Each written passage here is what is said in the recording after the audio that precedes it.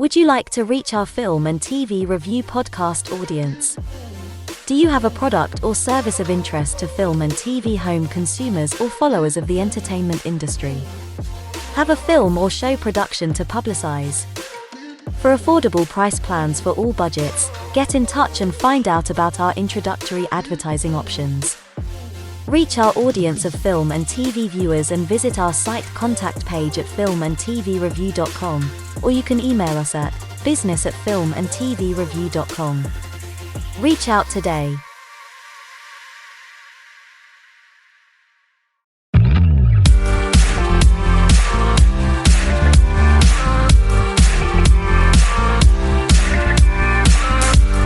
Welcome to filmandtvreview.com. Catch the latest film, TV and streamed show reviews every week.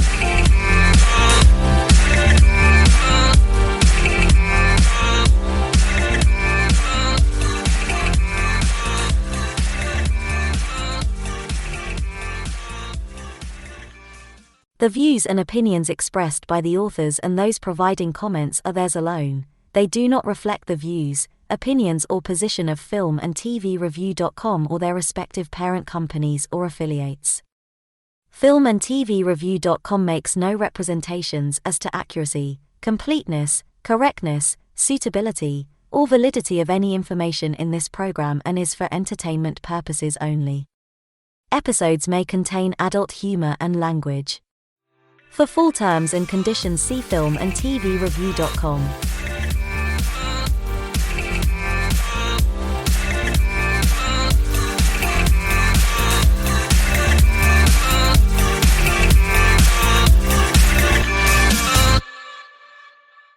Hello there, and welcome to our end-of-year review of film and TV of 2025. I'm quite a few titles this year. I'm joined by my regular hosts, Richard, Alfonso, Andrew, and maybe James later on. But quite a mixed bag this year, both on the TV and film landscape. So we'll cover a few titles of the big hitters.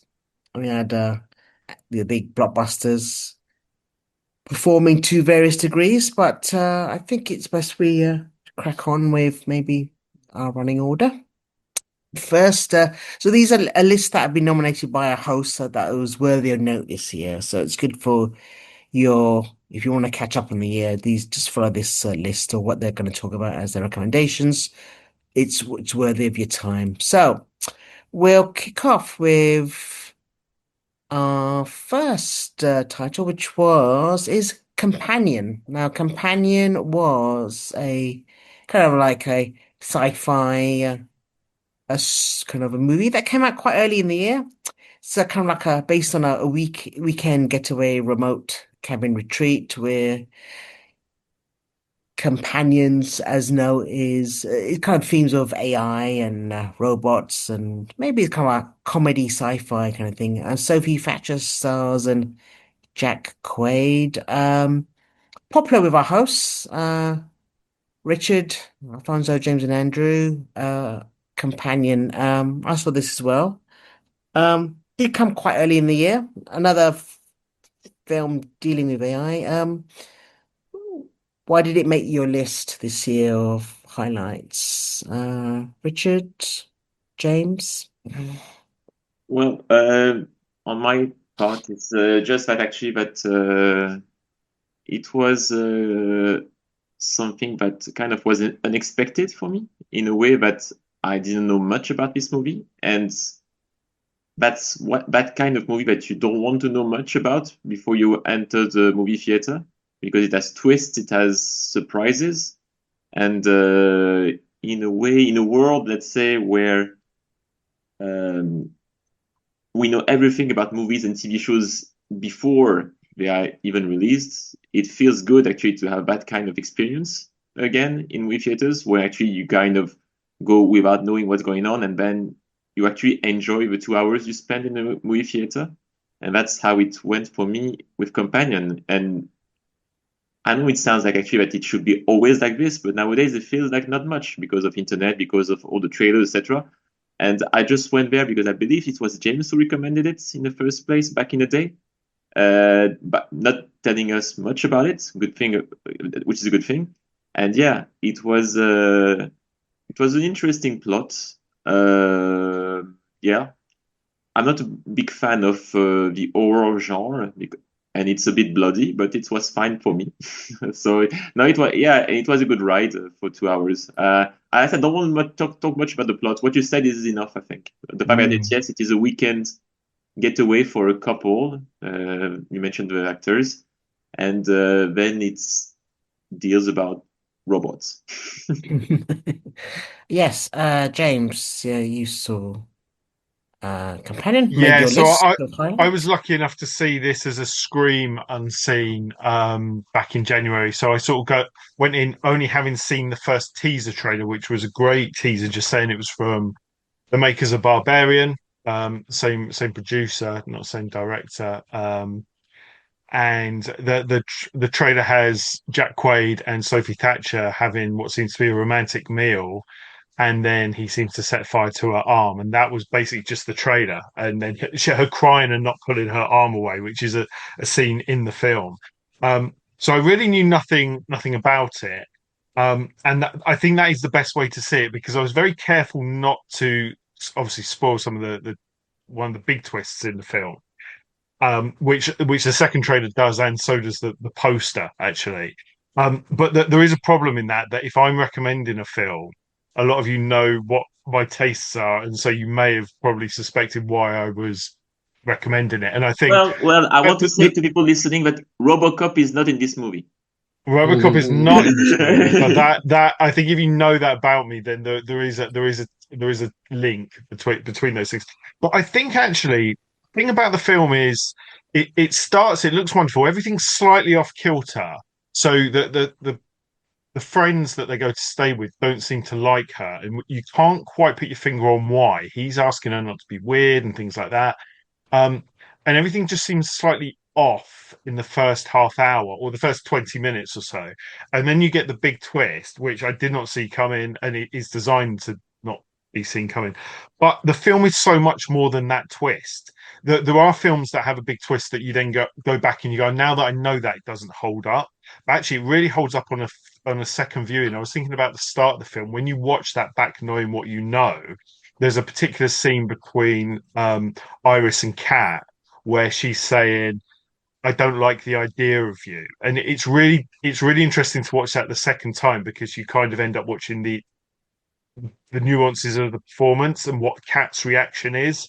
Um, but I think that it's just so perfectly structured. It's like 90 minutes.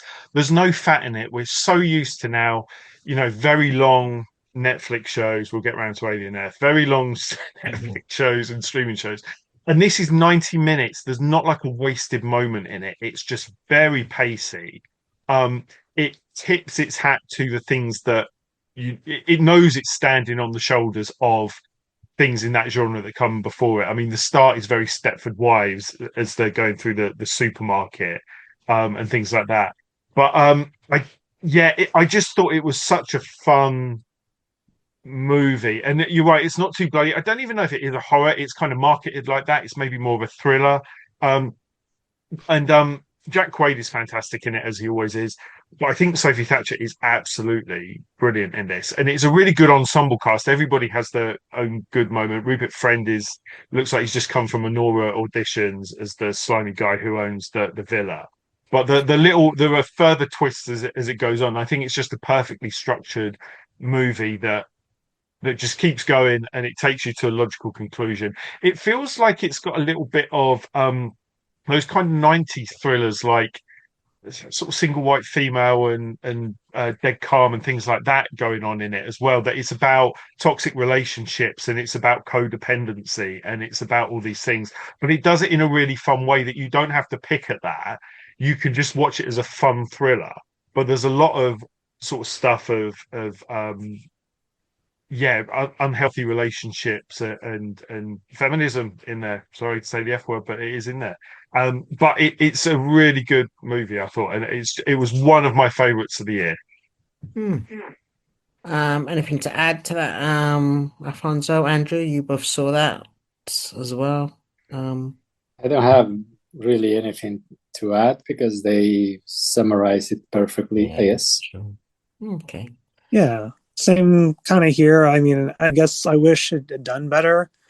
I mean, it's kind of tough because you can't really say too much more about the film without spoiling, but at the same time, you kind of feel that just overlooked it at the beginning of the year. Didn't really like those who saw it really loved it, but there's just a lot of people that just overlooked it because they thought, oh, this seems too similar to this other films that are coming around at the same time. So it's just too bad. But maybe on streaming or wherever it'll get more of a life there. And it is very much like you said, a mix of genres and also subgenres. I won't specify because spoilers, but it's like, oh, it's that type of film kind of thing. So, but yeah, and some really dark humor in it too. Some really funny scenes. But yeah, so liked it. It was a good change of where in sci-fi we actually had it adding humor. Is a mix between the two, which we don't really get enough of. That kind of mix. It's a bit of a unique with sci-fi. You can be very heavy, kind of material or suspenseful, but it was nice, kind of a blend. But it did quite a few genres in it, comedy, horror, and so forth. But it's interesting. It did remind me of there was I think Death to the Unicorn or something, which was came out A24's release, similar kind of vein, but Yeah, that was more like a mix of dark humor and yeah. horror. I mean, this was nothing definitely better than that, but yeah, I mean, it's not really a knock against the other film, but I'll just say this is really more unique. I'd say Companion is more unique than Different themes, certainly. Right, next. Another kind of like a suspenseful twist to the tale movie and by the director of Barbarian in this one was Zach Krager, returned with Weapons, which was kind of much hyped because it was like delivering on the good word of mouth of Barbarian, which is again another horror twist movie. Here it's kind of blends of mystery horror, very kind of dark, suspenseful tale of a school and a teacher and her class where uh, during the night, 2:17 p.m., all but maybe one students disappear, and the whole town starts pointing fingers. Parents are worried. What has happened? So it's just unraveling of a mystery. This did actually very well at the box office. This 38 million budget, but I think it made over like 265 million. So it did really, really well. Great word of mouth. Again, it's where it's more a twist, suspense, which you didn't really know, but a great premise. Richard, Alfonso, James, you saw this as well. Did it deliver? Was it all maybe a bit overhyped? What did you uh think? Richard, you saw Weapons? Yeah, definitely usually not a movie for me, because this time it's definitely horror. But like you said, it's the word of mouth, but let's say push me and convince me to go to see it. Well, for that kind of budget, it was an extremely good movie, to be honest. Yeah, I don't know where to start. Everything was good in this movie. The mystery, because it is kind of a whodunit. The acting was amazing, but I kind of actually guessed before going to the movie theater because it starred the girl from Ozark, Julia Garner, that I really enjoyed the performance in Ozark already. She kind of she played the main character, the school teacher that you mentioned when you talked about the plot. It's very almost sometimes disturbing movie in a good way. But I'm saying that actually, yeah, it's intriguing more than disturbing, and that's why it's really well done, because you won't, even if sometimes it's scary, you have jump scares and a lot of blood at the end, even too much for me. Um, the how the plot is written keeps you wonder actually what's gonna be next, and you want to know more. So that's really well done. And yeah, it is kind of an experience, and yeah, I definitely recommend it. And yeah. Okay, Alfonso, you saw Well, Weapons? Worth the hype, or yeah, it was worth the hype. And then, I mean, shout out to Zach Kreger, also, as James said, the producer of Companion and the director and writer of Weapons. So, yeah, he really, I don't know, he was really the king of original film this year, original genre film. And it was very entertaining, very, as Richard said, kind of also they had mystery that kept you all the time guessing what had happened with those kids. It gave us a villain to remember, and I don't know, humor, adventure, characters to root for, and in satisfying conclusion, a mix of genres again, where you don't know exactly, when you know more what is happening, you know that other genres are getting into the story. And overall, a fantastic experience at the movies. Yeah. James, quickly, you fan of this Yeah, one as well? really loved the Barbarian, which sort of really messed with people's heads, I think. This is a very different movie. Yeah. And I definitely preferred Barbarian, but the more I think about Weapons, the more I sort of really like it. I mean, the things that I grew up really loving, so like the first, particularly Pulp Fiction and Reservoir Dogs, are very non-linear in their structures, aren't they? Jackie Brown has that at the end as well. And then Memento also is still my favorite Nolan film, non-linear. And this is like basically six characters that you follow for separate chapters, and they overlap at varying points. But they're almost like, some of them are almost like short stories that aren't really resolving the ultimate or the main focus of the film, which is why these kids have run out of their bedrooms at 2:17 and just disappeared in the middle of the night.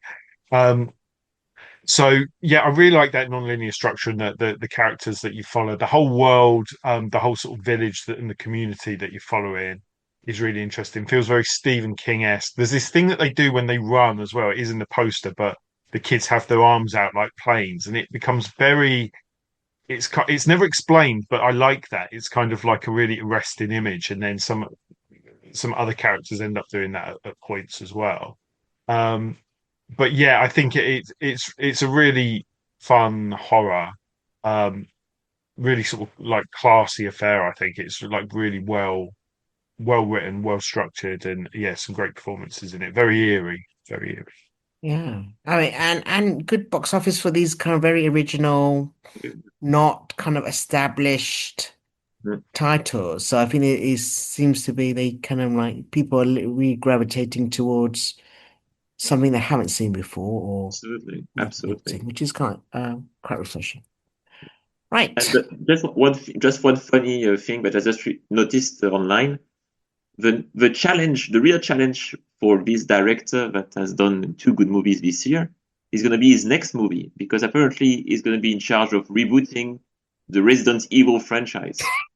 I didn't know that until now. But, oh, yeah, this is going to be it was challenge. a good run. It was a good run, yeah. Well, maybe he would do the impossible. I think we've spoken before on different versions of TV version of Resident Evil via film and shows, and Yeah. I don't know It is. what direction to take it in, but who knows? It is playing the game though. I know people people reject this sometimes, but the idea of one for me, one for them. Didn't Del Toro say that? And somebody said, yeah, but they're all for the director. But I think there are directors that play the game, But he might have something interesting to say about this. So when they may have said to him, look, we trust you and we want you to do like a really big franchise. What do you want to do? Like, I'll be honest, I wouldn't be going to see a reboot of Resident Evil if it wasn't done by Zach Krager. But if he's doing it, I'm interested. Who knows? If Yeah. the reviews are terrible, I won't be going. But if he's doing it, I'm definitely more likely to go than any other director at the moment. So coming in September 18, 2026. So not far from here, actually. Not far from now, sorry. Okay. Right. Next, a big second season return of a Star Wars title, which was Andor. Set, I think, before the events of Rogue One. This was Diego Luna returns in the title role. Very much a rebellion story. Of course, Star Wars is a big franchise, but this was more a kind of like two seasons done and concluded story of the rebel underground, and it kind of parallels with World War II, French Resistance. But it's really an expensive show, but it's really the writing here which garnered really great word of mouth with season one, and I think season two kind of delivered. Richard, you saw this, and I was really impressed by this series. And I'm familiar with the Star Wars franchise, but if this was something that was really outside of that, I think it was you didn't have to watch Star Wars to really enjoy Absolutely. what this series was about. Did it resonate with you, Annabeth? How Very did you much feel? so. For me, since 2015 and the Star Wars 7 release, it has been one letdown. Is that the right word? After the other. Honestly, I'm not even. I know it sounds sad, but honestly, I'm thinking, yeah. But Andor has been the exception. It's crazy, but Tony Gilroy has been able to create something with such great quality within a franchise and an IP that's looked extremely dead already. It's one of the franchise that you think actually is dead, and they try to resuscitate it every 2 years or every year. And Tony Gilroy has done his own thing. I was extremely skeptic when Diego Luna announced it after the release of Rogue One. He said that we're going to work on this, etc. I was thinking, who cares about this guy, etc. And yeah, it is extremely well written. The pacing is great. Everything is amazing. For me, it's one of these masterpiece TV shows that I will rewatch 10, 20, 30 years from now. The soundtrack is amazing.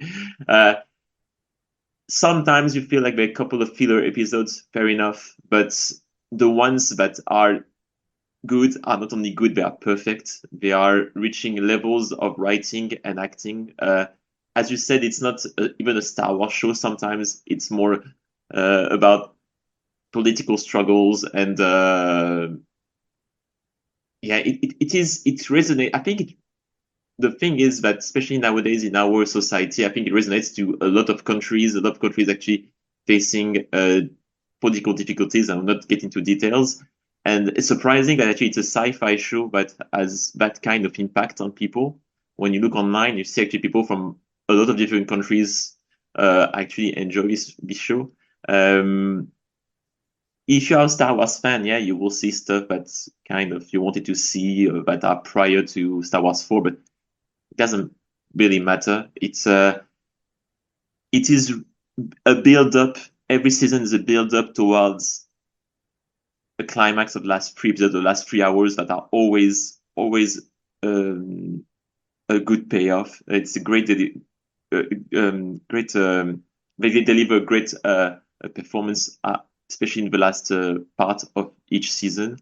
And I don't know what to say more. When I say highly recommend, I should say highly, highly, highly recommend for this one. People should forget that it has a Star Wars title attached to it. and give it a chance because it's really good. It's really, really good. Kudos to Tony Gilroy on there on the writing. Basically, I think it was a great written, a writer-driven series, and of course he's running the show as well. But he's kind of like 2 seasons and done. It's like a Yeah. mini series, really, which is great. But yeah, it was. I think it had quite a bit of a resonance. I think it was definitely especially in globally, we have this kind of dictatorship, or this was very much an anti kind of like what you do in the face of fascism and or dictatorship, or how to recognize it and what to do. And so it kind of had a very, I think these shows are proving quite popular as of late, um, considering the climate of globally, but it really, it went, into pop culture, and without the Star Wars title being part of it. I mean, a little factor, but that wasn't really why people were kind of jumped on this. So, but a well-written show, and yeah, like you said, you can go back and watch this for many reasons, quite honestly. But yeah, good. I totally agree with you on that one. Definitely worth a catch. I think it's on Disney Yes, Plus. Was also don't watch anything else from Disney Star Wars. Just watch Andor. Literally, just watch Yes, Andor and Rogue One afterwards, and that's it. you're okay. You're You'll be done. fine. You're Don't watch done. anything else. Nothing else. Nothing else. You're done. But yeah. If you don't even like Star Wars, if you like politics, you like good writing, spy Exactly. thrillers, World War II, kind of that kind of thing, Yeah. watch this. I think that's Yes. it's a great drama Good series. point to say that. Yeah. Especially the second season has definitely has some cold callbacks. That's not the right Oh word, but kind yeah. of mirror things that happened in World War II, and especially in the two last arcs, you had definitely kind of shout out to actually they hired French actors to play an important part. A group of French actors to play an important part is definitely a callback to the resistance in France in the 1940s. So Oh yeah. it, Oh it yeah. yeah, it's really well done. It's really Yeah. well A good cast as well. And done. Stellan Skarsgård, It's great as a fantastic. spy master there, just special know, Yes, as well as but Diego. even the ones that are not really well known, Diego Luna, Stellan Skarsgård, yes, but even the guys who play the Imperial officers Oh are yeah. extraordinary. I mean, yeah, I mean, Great actress in yeah, that. She's Irish one. I can't remember her name, but she's a special note to her. I mean, all those performances were just it's so good. absolutely It's I couldn't surprising to take your say eye that off about Star Wars nowadays. It's everything is great, man. Well, it's so non-typical of Star Wars of late now, isn't it? Yeah. But that is what I mean. If you want to reignite just good drama and good writing, what it can do. Mm-mm. Ah, well, fine.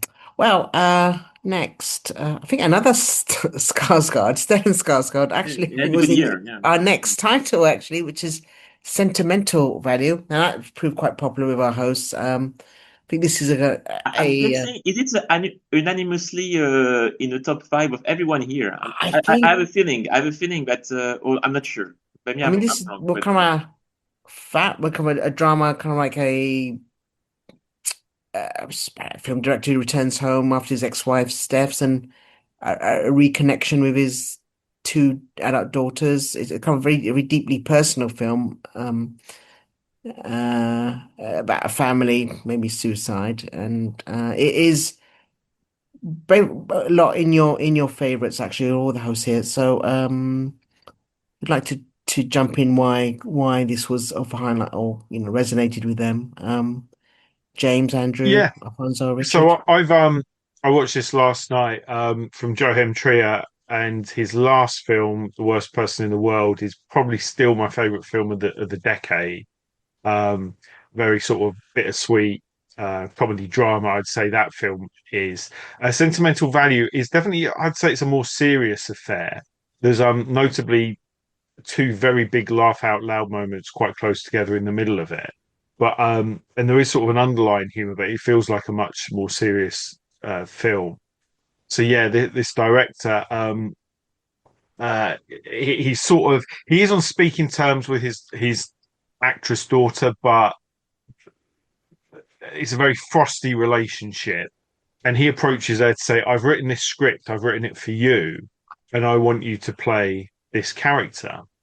And upon sort of like his premise of the script, she suspects that the film is actually based on her, and she rejects his offer to work with him. So he then turns to a Hollywood actress called Rachel, someone or other, I can't remember, but she's played by Elle Fanning, who obviously was in Predator Badlands as well.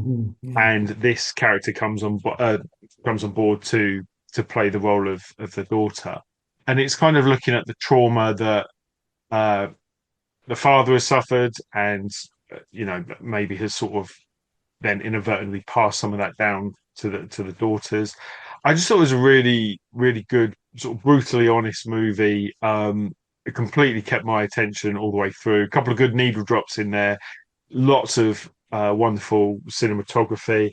I mean, I didn't expect to like it more than The Worst Person in the World, because it is my favorite film of the decade, and it's kind of like you have to go into these things with a sort of element of realism. I think if I'd have expected it to be even better than that, I'd have been disappointed. But I thought it was really good. It oddly looks like it's shot. There's a hospital scene, looks like it's actually shot in the same place, and there's a house that looks the same as The Worst Person in the World. But yeah, I just thought it was really, really enjoyable movie. Really good performances all through. But I don't know what anyone else felt about it. It seems to be in everybody's top tens. Yeah. Yeah. Anyone else? Yeah, I mean, well, I just want to say, because it's been a little while for me, because I saw it at an advanced screening. But then I was thinking about it again, because I saw this other film, without going into too much detail, called J. Kelly, which is appearing on a lot of awards lists, I guess. And I saw that film, and I was thinking, this film, J. Kelly, seems similar to other things I've seen about an entertainer who becomes estranged from family members and lonely and that kind of thing. And I guess I was trying to think what's that similar to, and I remembered it. One of the things similar to this movie is Sentimental Value. Not exact analogy, but it does kind of make me think. Like in this film, in Sentimental Value, you have the filmmaker played by Stellan Skarsgård, who wants to, as James said, reconnect with his daughter. And, he does this other film, or does this film with this other performer, this other actress, but it's pretty clear where things are kind of headed. And you can kind of predict things, but in this case, that's all right, because it's the way the acting, the way things are presented, and just you go into this whole backstory, and you could even go into the story of the house that they grew up in. The house is a character that you wouldn't think, oh, okay, does that work? And it works. And without spoiling, I thought the ending part, where you think like, uh-oh, but then you realize, oh, okay, I see what's going on here. So, yeah.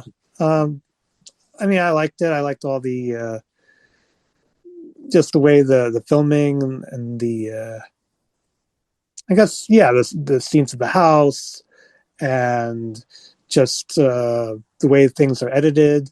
So you're sort of like, am I watching this thing going on or that? Sort of like, because it's about people who make films or put on theater productions, and it's sort of like, is what's going on, or is there something else? That's all I'll say about that. So yeah, it's definitely a lot of technique that's done effectively here. So Okay. Fine. Alfonso, you saw this as well. I guess just the same sentiments as everyone else. I really liked it. Yeah, I thought it was a very good drama and tender, and it has European and American sensibilities at the same time. It was rewarding in a sense. I didn't know how it was going to end either. But I thought the whole movie landed on a satisfying conclusion. Mm-hmm. And I also appreciated the richness of the story, like Andrew said, including the house's character, the different generations, the movie business seen from inside, but also this being a movie in itself, and how these, what is to have a narcissistic artist as a family member, and how to try to deal with that through the generations. I don't know. I really liked it. I thought it was very, very enriching. Yeah. Thanks. Yeah. Right. Actually, it is nominated. I think it will be for international movie, whatever. And I don't see how it's gonna lose, to be honest, because I don't think the Oscars will give Sentimental Value the chance to compete in the Best Picture category. So if it's not in the Best Picture category, I believe actually that it will get the Oscar for Best I think Picture. But that's a personal opinion. It will be nominated for Best Picture as well, but that doesn't mean that it's going to win. Yeah, but you mean that actually it might not be nominated in the Best Picture category? It will. And get Best International? It will be nominated for both International and Best Picture, both. Okay. Yeah, but I don't think it's going to have chances to win Best Picture. So. No. Well, it's tough because there's a lot of international films this year that are kind of regarded really highly, like Secret Agent and it was just an accident. Right, that's another one. Yeah, it's true. And what about the actress, which now I try to say it properly for the first time after talking about that 3 times? Renate. She will also. Yeah, she was also actually be nominated initially. It's kind of weird. She was initially going to be in Weapons instead of Julia Garner, I think. Oh, really? Oh, yeah. Wow. Yeah, that's what I read. So okay. I guess her schedule. So I don't know what the competition would be in the female actress category, but basically Buckley, the woman from Hamlet. Yeah, you mentioned that before. Yeah, okay. We're all gonna get all these movies in France only between January and February, so unfortunately. Mm-hmm. Right. Next, a quite hard-hitting series, I think, from Netflix that was earlier in the year. Did catch a lot of public kind of like conversation everywhere across the country, especially here. Adolescence. This came from Stephen Graham, I think, was really stars in it, but I think really pushing behind this as well. This is the account of a 13-year-old arrested for the murder of a female classmate in a Yorkshire town. The series unfolds across, like, I think, 4 episodes, each filmed in a continuous take, more or less, but it explores the police investigation of boy psychology, and maybe under the umbrella of like online radicalization. Lots of I think this went on to actually get shown in classrooms apparently. Afterwards, I think the government said that it should be very useful. But James, I know you were definitely championing this right from the beginning and got us onto this. James, what made this special for you? Those who haven't seen it. Well, I mean, Stephen Graham's in it, and obviously is fantastic in everything he's ever done. Although I think episode 3 he's not in at all. So basically, it's 5 episodes. I think I'm right in saying that they're all about an hour each, and they're all in real time. So they're all actually in one take, and not is it just 4? Sorry, it's a 4 that are sort of they're not stitched together at all. They are just 4 takes, and they did. I think they would basically do multiple takes and then select the best one. So the first episode is, and it's really something that I think you can't really spoil this show because you have to see it. But the first episode is basically the initial arrest of a boy on a charge, like you say, of murdering a female classmate. The second episode is Ashley Walters' police officer trying to speak to pupils at the school, which is an incredible feat of technical execution, because there are so many extras and things in the score, and just logistically of how that episode fits together. Third one is the boy and essentially a social worker or sort of an appropriate adult, and he's basically like a two-hander, which I think everybody uh, recognizes is a real powerhouse of a episode, and Stephen Graham isn't in that one. And then the fourth one is sort of Stephen Graham's family dealing with the fallout of things sometime later. But each one is just really, really compelling. Just has a very sort of feeling of authenticity to it, and yeah, it's sort of an important topic, but it never feels preachy. I know there was a sort of attempts like there is with everything to sort of hijack it and make it a bit of a cultural thing, but I think it's just it's just a really great piece of television. It's one of those things actually that, although everybody was talking about it in the UK and indeed worldwide, sort of much like they were with Mr. Bates versus the Post Office a year or two back, with this, I mean, this isn't based on a true story. It's maybe got some basis in what it's inspired from, but it is a work of fiction, and it's a very well acted, very well executed piece of drama. And there's something about it being one shot that just makes it very immersive in a way that it probably wouldn't be if it kept cutting. But you never think about that really when you're watching it so much. You kind of just get into it. You think of it very much to start with, and then you kind of just go with the drama rather than the technical aspect. It's only afterwards you start thinking, wow, that must be been really difficult to have pulled that off. But yeah, just some of the most, I think, uh, my only hesitation in recommending it to people is it's quite a grim subject matter, but I think it's so well done that that overrides um, any kind of, apprehension you have of watching something that's quite dark, and it just feels very, very true in the way it's done. So yeah, I really loved it, and I think most people did. Absolutely. Sure. Richard and Andrew, you agree, I guess, and Yeah, championing this as I well. thought it was one of the best things I've seen on TV this year, to be honest. It's yeah. I I wanted to do like a marathon and watch all four together, but in a row. I mean, but like James said, it is kind of tough to watch. Let's say it's sometimes, especially actually the acting is so good that you forget that you're watching a TV show. In my opinion, huh?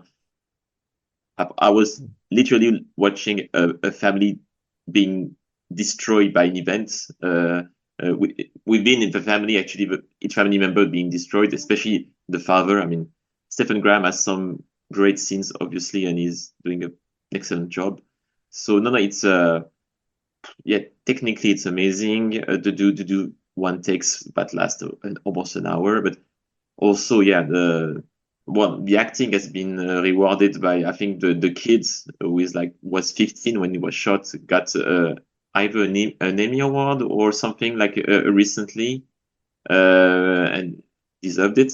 Um, it's hard actually. By the way, it's not only in the UK, but it had actually some impact in France. Everybody was talking about it when it was released.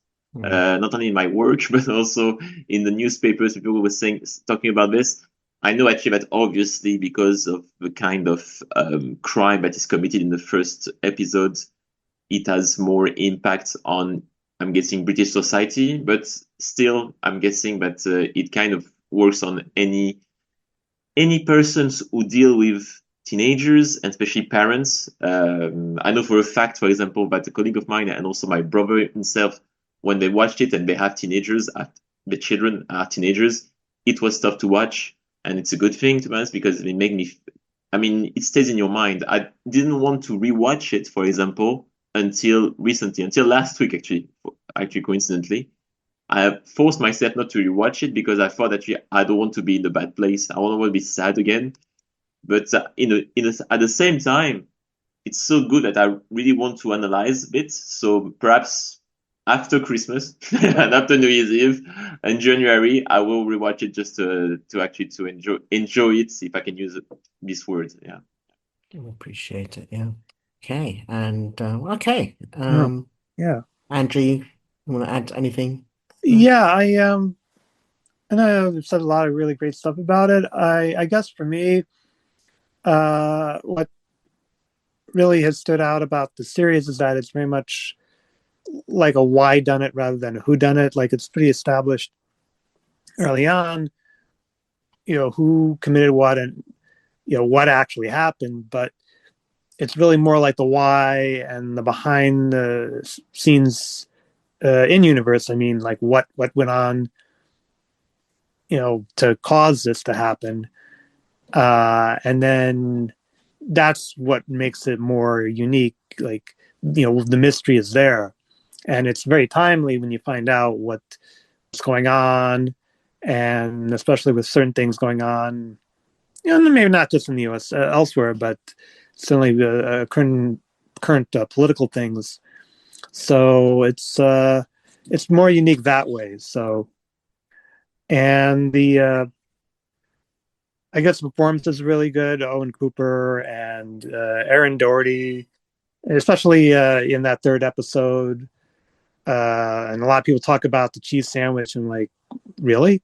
It's like, well, then explain why. And it's like, oh, okay, that's why, and what it sort of represents there.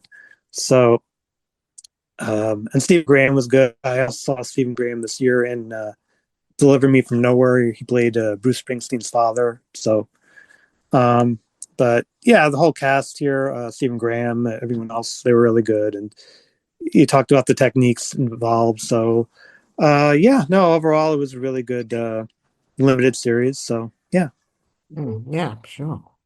Okay. Yeah, I think one of the big highlights, talking points of the year, so though. Right, that was good all around. Next, I returned to the big screen this year was James Gunn's Superman.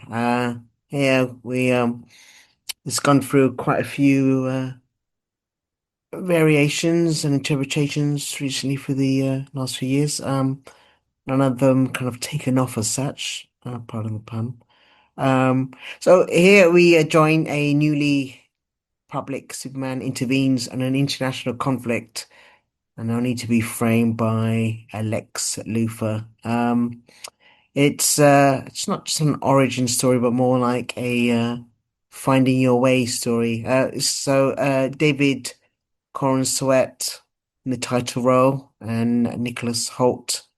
But very much James Gunn's ship here. And if you've seen maybe Peacemaker season 2 also was this year, it's quite you know what his bag is, so kind of collective effort. Be interesting. So I mean, Alfonso, James, you both saw this. What did you think of this? I mean, it's traditionally one of, big IPs that come to the cinema usually do well financially. Maybe not this one, but what do you think, James or Alfonso?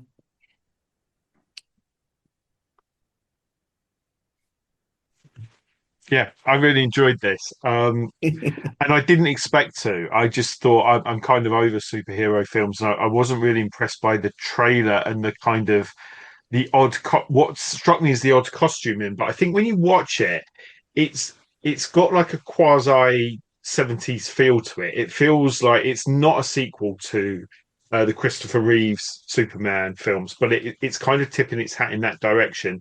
Everybody's got big glasses and flares and things. Um, and I kind of appreciated um I think maybe superhero films have got a little bit too serious, and there was always good serious superhero films like The Dark Knight, but something like Thunderbolts, which I know other people really enjoyed, I felt was a little bit like wanting to have its cake and eat it. It sort of wants to be serious, but also wants to be jokey. And I really liked how this felt like we know what we can take, we can make jokes out of, and we know what we can take seriously, which is giving it some heart and things. And it did feel like a James Gunn film. Um, I really like. I think Superman's very difficult to write, a bit like Captain Marvel, because they're so powerful that when you look at the last Justice League film, they're basically ineffective until Superman turns up and does everything. And in this one, I know there's multiple characters in it, and some people have criticized it for that. But for me, this really works because it with superhero films, you always have to explain why this superhero matters. Why are they different to everybody else, particularly when it's been so saturated? And here, he is the one who cares. And there's some sort of there was a little thing that's gone viral about James Gunn and David Corenswet having like a debate about a certain scene that went viral. And there's a moment where what James Gunn says clicks with David Corenswet, and he just runs off and does the scene. And it's that thing of he's the one who cares. Everybody else in the Justice Gang is very gung ho, but his sort of humanity is the thing that his strength. There's this recurring theme of whether he's punk rock or not, and she says you care too much and things like that. And I mean, even the scene in the trailer where she's interviewing him, I found really annoying in the trailer. And when I watched it in the film, it totally worked. And it's a very long scene, actually, a very long dialogue scene where she's just interviewing him. And you could understand why a studio exec would go, just cut that down. But I never felt bored in this film. There's so much going on. And it sort of made me fall in love with superhero films again. It is very derivative. You know, you've got the droids in there that are a little bit like C3PO and stuff like that. But I just really enjoyed it. Yeah. So I'm definitely here for the next Supergirl film, which is coming out next year. I think is the next part. And I enjoyed Peacemaker, which we'll get on to later. Yeah, it was, I kind of, yeah, it was kind of if you're familiar with maybe comics like Grant Morrison's All-Star Superman, it kind of struck me that kind of tone shift which is probably the most noticeable difference, polar opposite to Zack Snyder's kind of like version. But so which is probably it's Superman character sits more comfortably with this tone. But you said it is a very busy film, I gotta say. And I kind of found almost it was he didn't have the Superman himself didn't have as much agency as maybe other character or a particular other character who comes into it, which is I think Mr. Fantastic, I think, or whatever it's called. He's part of the Justice gang or league, but he kind of acts as the detective, and then it restarts going. So it's almost kind of like it's Superman guest starring as well as the other people of the Justin gang. It's kind of a collective adventure. The tone's great, and I think David Constant's really pretty good in the role. I mean, there's always much like, do we need another Superman when we've got already had someone in that role fairly recently? But he does it well. Yeah, it's I don't know. I think the box office wise, it kind of did ish like 300 I think it's million, in the but top ten of the year, isn't it? So it's sort of I mean, true. it's the only superhero movie in the top 10 of the year. So Yes, yeah. It's the budget though. I think it's that model of when you have these big budget ones, can they make their money back realistically? Unless and I think Marvel will face that question next year. I think though as well, so Nicholas Hoult is apparently the highest paid star, and he's very good in this. But he's Um, high, he's but definitely very actually, there's high. not too well. There is another guest star actually who wasn't advertised prior to it. I won't ruin that because it wasn't announced. But somebody has a sort of cameo in it, a very famous A-lister. But the rest of the cast, I didn't really know them. I didn't really know them at all. Isabel Marced, I suppose I knew from a few things, but I think maybe that is the key to keeping the cost down as well, is not filling these things with A-listers when you've got perfectly good actors. And it's kind of nice to discover them as well. I've forgotten the name of the actress who plays Lois Lane, but I thought she was really good. And the chemistry Yeah. between them was perfect.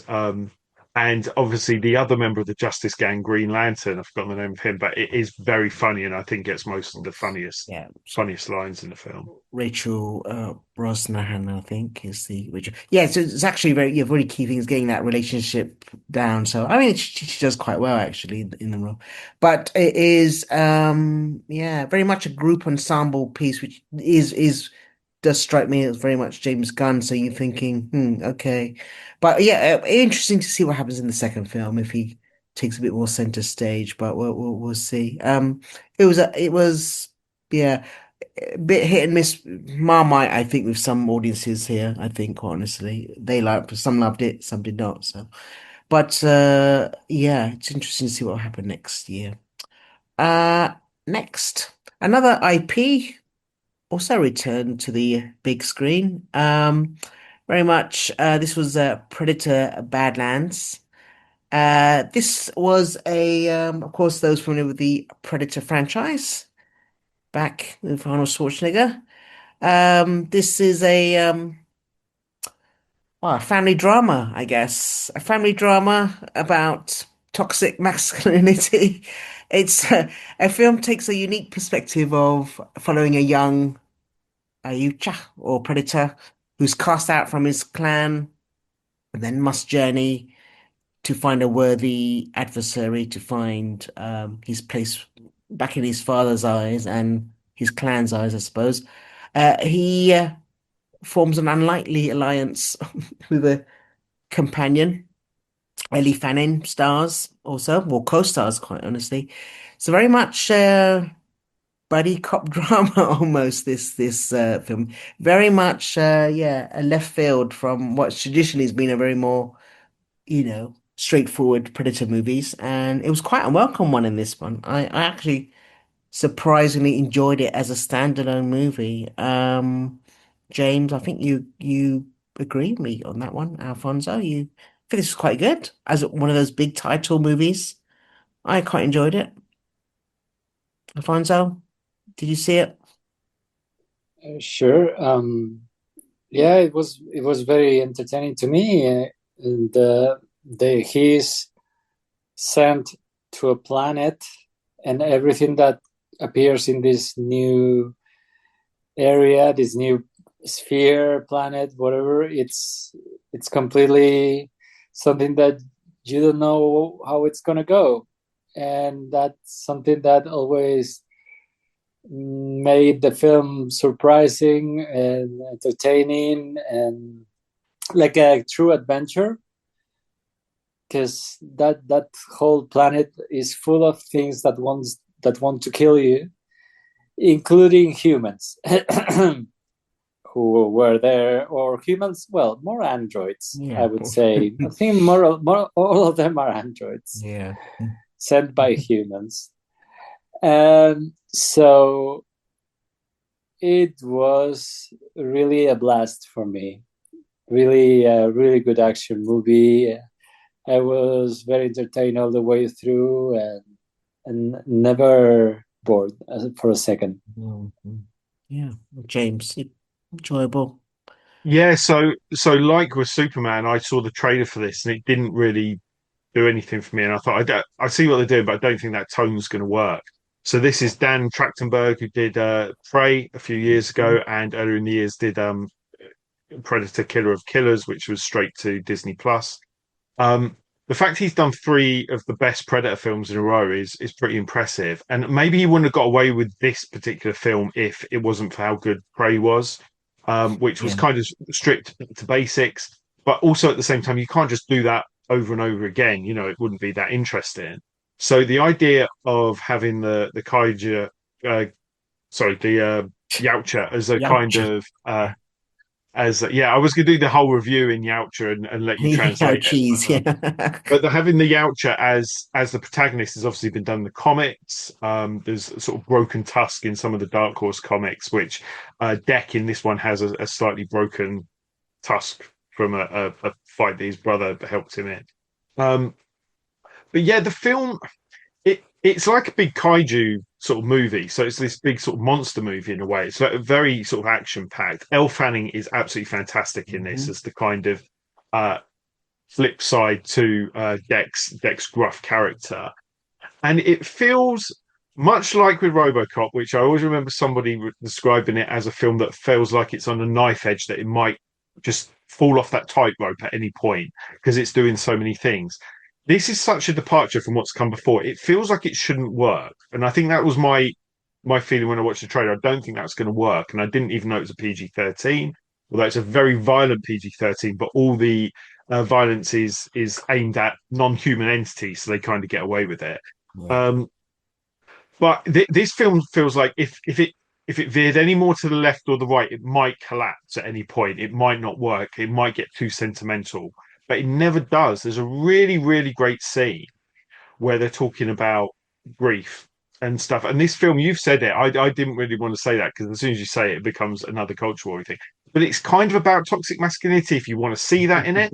But it's not if you don't. It is just a film about someone with an arc and sort of going outside and being challenged by the world and their preconceptions of the world. Um, but it's also a film about finding your tribe. You know, this starts off with this predator deck is like the runt of the litter, and is basically, this isn't a spoiler because it's very early on, but his father basically kills someone in his family, and he's kind of accidentally exiled and decides he's going to try and impress his father. But he's trying to impress this person who doesn't care about him, and in the meantime meets these other characters. There is a brilliant scene. That scene that I mentioned about grief, which is a really great scene, ends with a little nod to Jaws as well. So there is a character called Bud, which is this kind of like, is a very sort of like cutesy character, right? But it's this sort of critter that goes along with them. And there's a bit where the critter is trying to mimic Deg. And it's very much like Chief Brody and his son in that scene in Jaws, where he's sort of sat there rubbing his face and the kids rubbing his face. And it's one of those shorthands which has just become like a thing, and it completely earns the right to do it. But yeah, I really like the callbacks to Aliens as well with the power loaders and things, and it's just a very entertaining film, and it'll be interesting to see where it goes next. Yeah, I think, yeah. Again, it's credit to the writing to um fill in a little. It does explain stuff. It does actually have a logic to it, which a lot of films kind of like make decisions, but they don't explain any reasoning behind it, and so it's got its own internal logic. But it's yeah, it's actually. I mean, for purists, I don't know where they'll stand on it though, but it will be. It's enjoyable as a. There's quite a few themes going on, but yeah, we're interesting to see what happens in another under Dan actually, because I think he has some very good stewardship with this franchise, and I think he was involved in the series. I think, which is also I think on Disney, Killer of Killers. I think he's involved in, which He is is. kind of So like a. he's the director. The Ah, director of that. yes. It's kind of like animated series It's on. a not. It's a streaming film rather than a series, but it's like episodic, so it's like in Yes, yeah, yeah. four parts. So Yeah. again, yeah, worthy of catching that as well. Right. Next, a back to a superhero genre. This is from Marvel's stable, of course. Here, the Thunderbolts, which was interesting to see how this would perform. This came a bit earlier in the year. Here were join my team of Marvel anti-heroes and former villains who assemble in a kind of a Black Ops mission, where they're kind of like caught in a situation to confront their past and survive together and get to know each other. But there's a lot of things going on here with mental health, redemption, and so forth. But it's a very unconventional team, but it's Florence Pugh kind of leads this ragtag of heroes. Richard, you saw this. Were you a bit more impressed with this than, say, Superman? Yeah. So I know I'm not. When you look at the numbers, for example, I know Superman was a huge success. Thunderbolts was a disaster at the box office. Or disaster, it's a strong word, but it's not a wasn't a success for sure. So it looks like actually I'm in the minority again. But yeah, I thought Thunderbolts, for example, was quite original. For me, Superman or any other superhero movie or DC or in recent years as kind of very formulaic, very simple stories, but you are very predictable as well. Thunderbolts, at least in my opinion, tried to do something different. And the chemistry between the group of anti-superheroes, let's call them this way, is very good actually. It's a good chemistry between David Harbour, Florence Pugh, Bucky Barnes, Sebastian Stan, and others, and yeah, and it has surprises. And again, I'm using words that you don't expect to use when you talk about a Marvel movie anymore. Surprises, original story, or at least original ideas. Yeah, and that's why I enjoyed it. you mentioned actually mental health. It's surprising because this movie, if you think about a superhero movie, you would think actually that it will follow the logic of introducing characters first part, introducing the enemy second part, facing challenges, etc. Even going to a low point, and then in the final act there's a big battle and they win.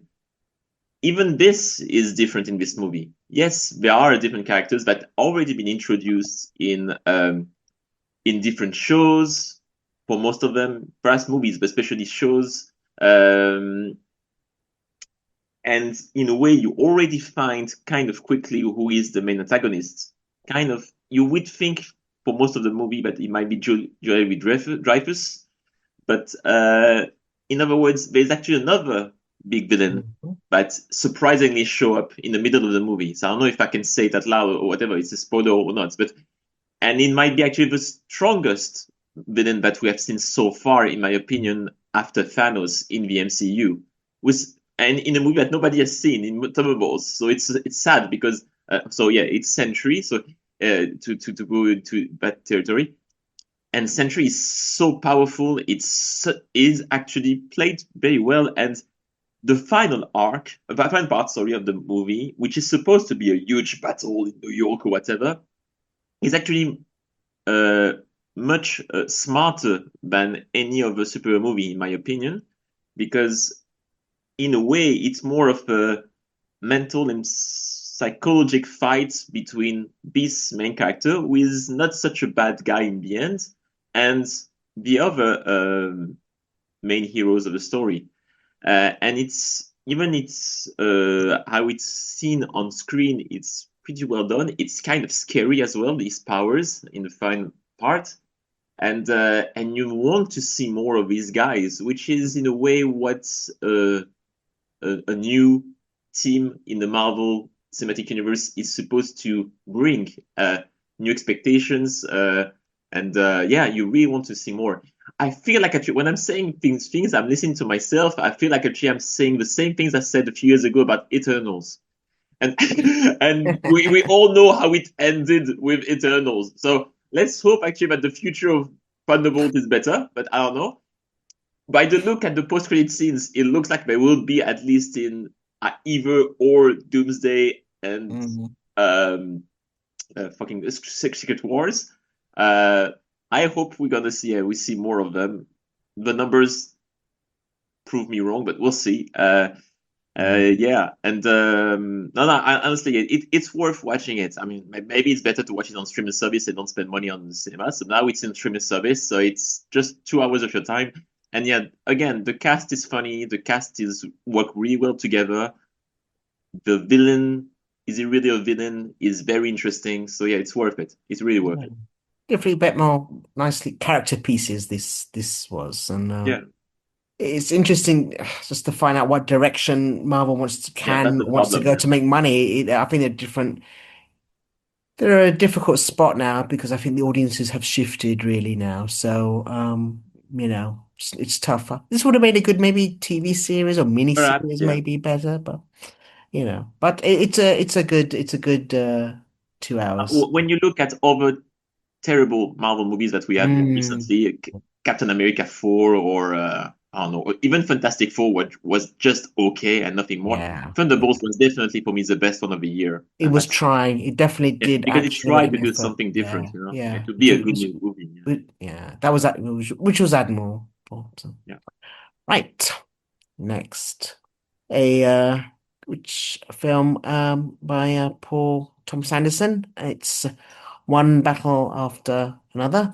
It's with Leonardo DiCaprio leading the charge. Here is I think inspired by a novel, but it follows Leonardo, who's kind of this ex-revolutionary who's forced back into the combative lifestyle in his dressing gown to pursue, I think find his daughter who's being pursued by a corrupt military officer. So this is kind of drama comedy, political thriller almost, but I heard very good things for everyone who's watched this actually. So Alfonso, you saw this, and James. It is, it is a chase film, basically. Thriller, most of all, and a comedy and a drama, of course. It's the most commercial movie, I would say, of Paul Thomas Anderson. From its inception. It's something that it's going to win maybe the Oscar for Best Film. It has won so many awards already. And I don't know, it has that kind of combination of like relevant topics of politics and grassroots movements and whether to use violence or not to use violence for your means. But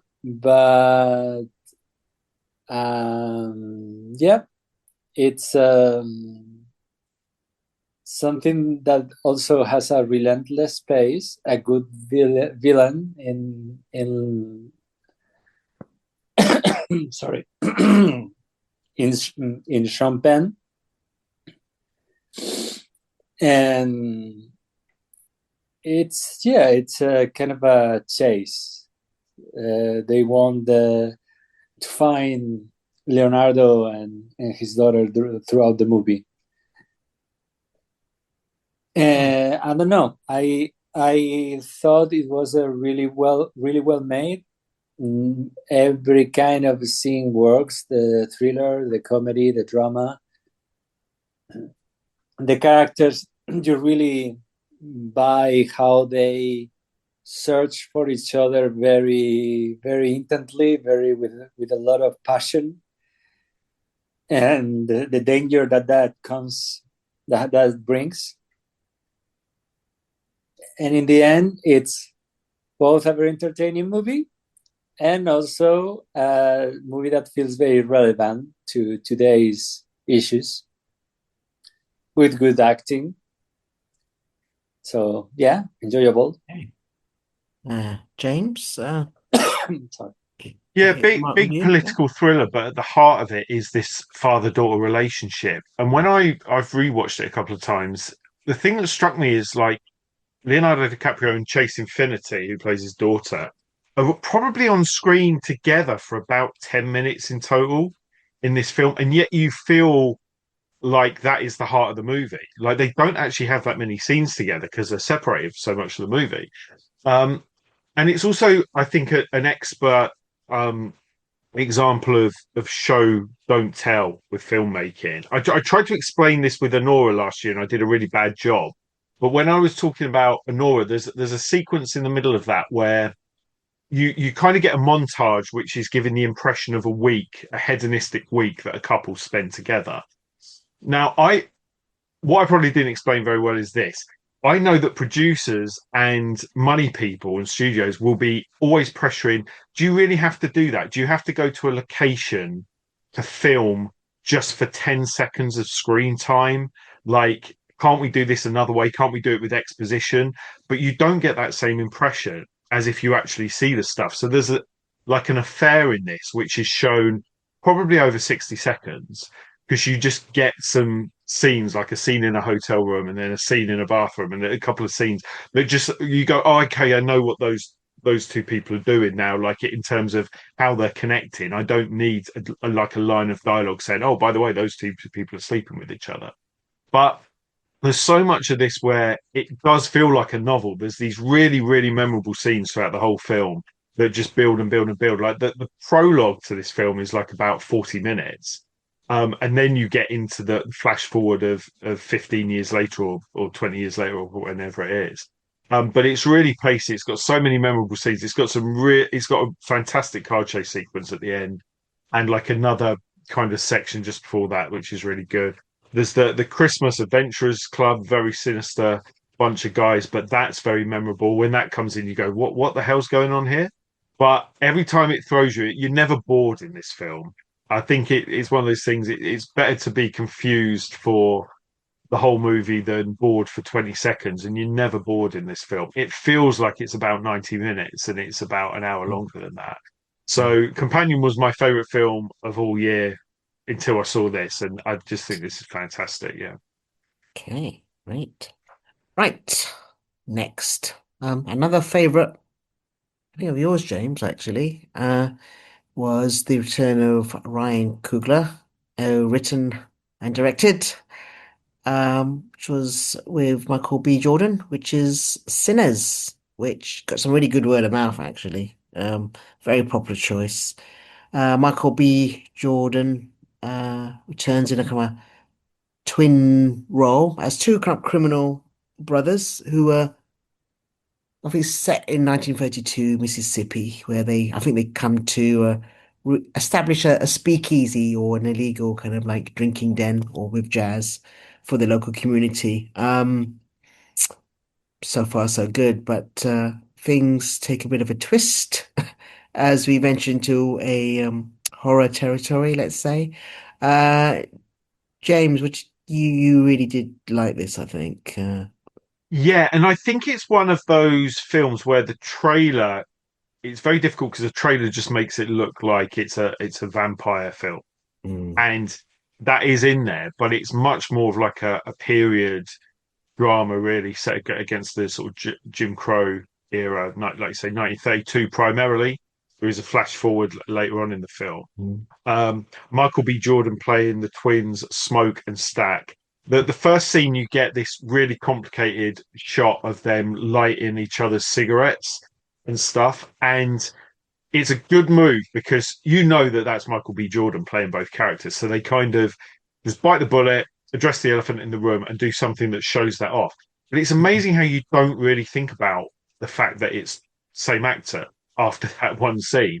So much so that when I've rewatched this, I'm like, oh my God, there's another scene that's really complicated. And I completely missed that first time because I'm just thinking it's two actors. And he's great. It's quite an ensemble piece though. There's really, really good people in there. And Miles Caton, it's probably more his film in a way. He's more the protagonist. And maybe if it wasn't for Sean Penn in One Battle After Another, may have been the lock in for the supporting actor. But yeah, it's infused with blues music all the way through. mm, Um, there's so many little nuances that I sort of picked up on later. There's a really good scene in there where um, Michael B. Jordan asks this girl to watch his truck, and he sort of goes to give her money, and then sort of tells her off and says, "No, you need to haggle." And he's kind of stepping in as like a father figure in that moment to make her sort of teach her some life skills, or whatever that is, some sort of survival instincts. Um, the film has this yeah, it is kind of like almost a musical in places. There's a sequence I think towards the end where it almost does become a full-on musical, and there's a really crazy sequence in the middle which involves various different periods of time, we should say. And it's a really crazy sequence. It's quite divisive, but I think what it reminds me of is the opera section in Bohemian Rhapsody, the song, right? Bohemian Rhapsody mhm. is nobody's favorite bit in Bohemian Rhapsody is the opera scene, but you wouldn't take that out of it because it's one of the things that gives it so much character. And it does feel like at that point, Ryan Coogler's just gone, I'm doing this. I know this is going to divide people, but I'm just going to do this crazy scene in the middle, and it's really good. There is thematic overlap with From Dusk Till Dawn, so much so that there is a line in there which seems to reference Pulp Fiction. We're going to kill every last one of you. And actually, if you wrote this down on paper, It's about two brothers, criminals trying to escape the law, and then vampires get involved when they get to the bar. But this is so different tonally to From Dusk Till Dawn that you could watch them as a double bill, and you wouldn't feel like there was any kind of overlap in those films, and they'd feel like quite coherent. It's got an epilogue, which I'd say maybe 5% of the people when I've seen it leave before the epilogue, which is a mid-credit sequence. It's a very long mid-credit sequence, and it's not trying to set up a sequel. It's not trying to say that Blade's going to come into it. It's like it's the ending of the film. It's the heart and the Mm. end of the film. And strange, I thought it was really good the first time I saw it, and the last time I saw it because it was back in cinemas for Halloween, it really got me emotionally. The last line of that really, like, actually brought a tear to my eye. And it's like, I've seen this 4 times. How has it only just made me do this? But it really has. The first time I saw it, I thought this is good. but I don't know what everyone's going on about. And then every time I've seen it, there's little things I've picked up on, like there's two stores, there's two rows of stores, and there's sort of segregation that one of them is all like very well-off stores, and the other is quite poor for the Black American community. And little things like that in the production design, I think, are really, really notable. But yeah, I think it's a great film, and it's been great to rewatch as well. And it'll be interesting. I know the Oscars don't tend to go for horror, and obviously one battle after another might be the favorite. But I think this is a really good film. And if you're not into horror, it's still a good film, I'd say. Yeah. Yeah, definitely. Yes, like you said with Dusty's Dawn, it's very much in its B movie roots. But here it's kind of like a shot here. It's kind of half of it is like a B movie, but then the way it's shot and put together and the characters, it's very yeah, very much an A movie, or very, very well polished and just different, puts in a different league. But yeah, but I think it's been well liked by everyone who's seen it or and talked about it. Good. Right. Next, a kind of a comedy. Well, it's The Ballad of Wallace Island, a British comedy. Think about an eccentric lottery winner who tries to bring back his favorite folk duo band, who are actually a separated couple. So it's kind of sparking tension and unexpected connections. Again, James, you did like this, and Andrew, you saw this as well, and one of you, favorite of yours, wasn't it? Yeah. What's it? What did you like about Ballad of Wallace Island? Sounds like a nice comedy, small, kind of more like a dramedy, I guess. Dramedy, yeah.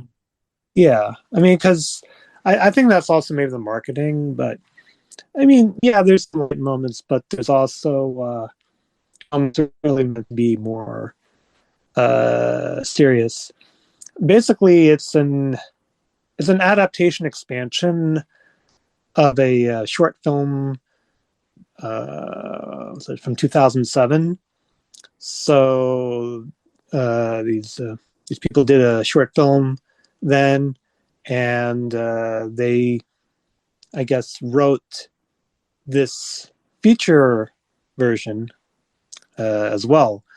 So as this is an expansion, you take the basic story, which is that this person who lives by himself on this island invites his favorite musician to come and play for him. So they expand the story, obviously, as a feature film. So basically, to give some more detail, this person, I'll just say he lives by himself. He's on an island. He's won the lottery, and he wants to use his winnings to get this semi-famous musician, or famous, who's maybe not as famous as they used to be, but pretty famous musician, to come and play for him. And the musician thinks there's going to be this big crowd coming to see this performance, and it's just going to be this one person from the island.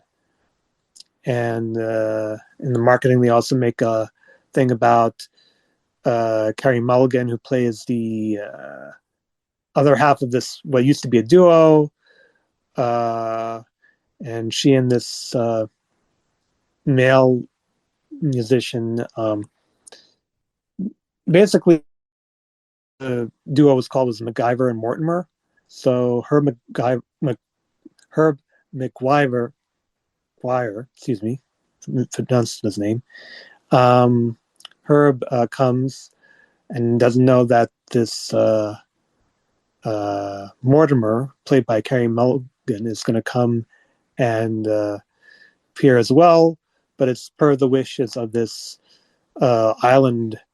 islander who again has this lottery winnings, and he wants these people to play for him. And you get into this backstory of like why this is so much meaning, and why does this person who lives alone on the island, why does he want these musicians to come and play? What is the meaning behind that? And you find that in the course of the story. and there's a lot more to the story. There's this shopkeeper on the island, and the person on the island, Charles, is a fan of these musicians. There's kind of maybe something between him and this shopkeeper, but again, it's a character study. It's not just, oh, okay, this wacky story, whatever.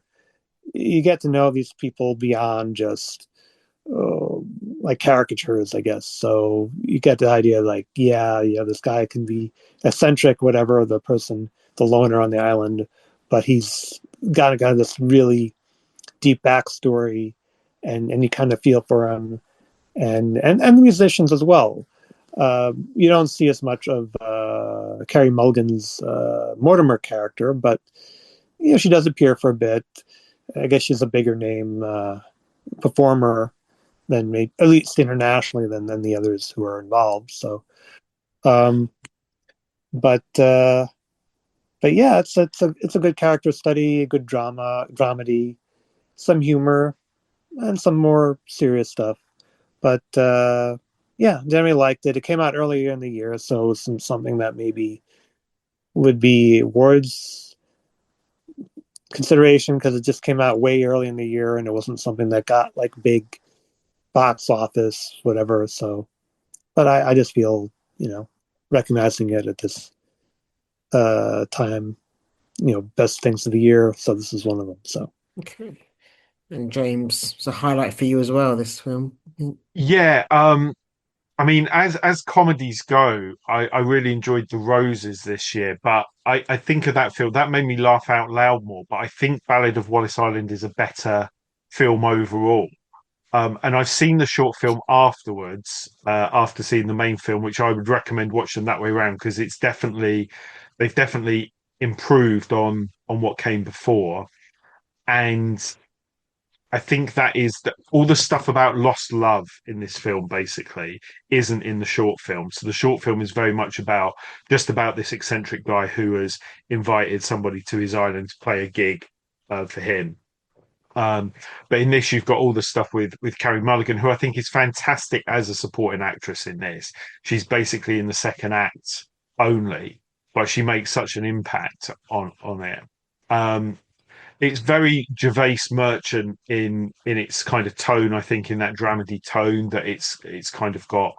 There's a lot of cynicism in there, but there's a lot of sort of hope and stuff. There's a moment where I thought, I think this film is going to do the wrong thing at the end, basically, and it's going to kind of ruin it because it's got a theme and it's going to spin that on its head and it's going to go back because it's going to have like a perfect ending. But it does have a perfect ending, I would say. There's a moment when towards the end where I was like, why haven't they ended the film here? This is the perfect place to end it.